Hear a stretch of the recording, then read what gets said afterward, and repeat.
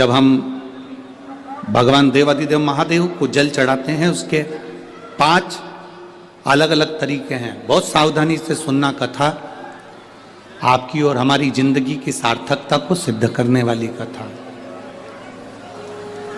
आज पंजाब की इस पवित्र भूमि पर अगर प्रसंग निकला है तो इसको आप अगर सुनेंगे तो आपका जीवन सार्थक होगा। शिव जी को 5 तरह से जल चढ़ाने का तरीका है। जैसे पंचामृत होता है, दूध, दही, ये सब पंचामृत के अंतर्गत आते हैं, उसी तरह शंकर जी को 5 तरह से जल चढ़ाने का क्रम वर्णित किया गया। अब उसको समझेंगे, बहुत सावधानी से समझिएगा। पहला, जल लेकर आए, सीधे डायरेक्ट शंकर भगवान के शिवलिंग पर चढ़ा दिया। ये प्रथम जल का चढ़ाने का तरीका। दूसरा, जहां से पानी बहकर जाता है, जहां से जल बहकर जा रहा है, उसके ठीक विपरीत जल उत्तर में जा रहा है। आप दक्षिण में खड़े होंगे और दक्षिण में खड़े होकर उत्तर की ओर मुख करेंगे और शिव जी को जल समर्पित करेंगे। ये रोग मुक्ति करने वाला है और हमारे रोग पर हमें विजय प्रदान करने वाला। ये जल चढ़ाने का तरीका। एक, सीधे मंदिर में गए, लोटा भरकर जल उठाया, शिव जी को चढ़ा दिया।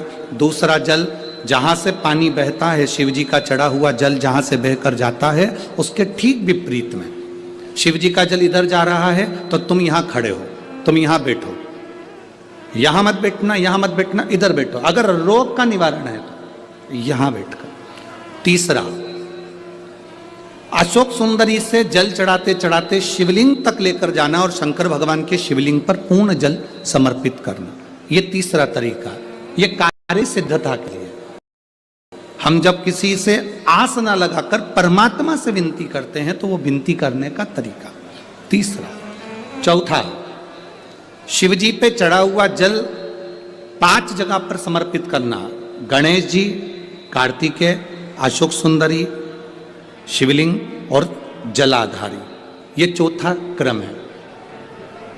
जब शिव जी को हम जो जल चढ़ाते हैं, उसका एक तरीका भी हमारी जिंदगी में अगर हमने उसको स्मरण में रख लिया तो हमारी कार्य की सिद्धता को सिद्ध कर देता है,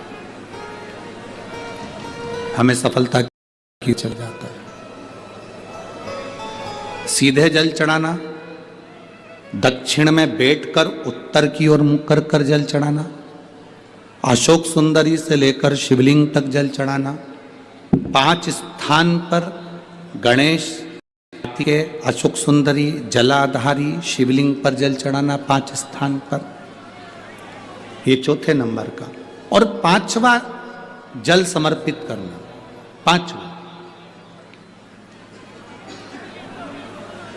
5वें नंबर का जो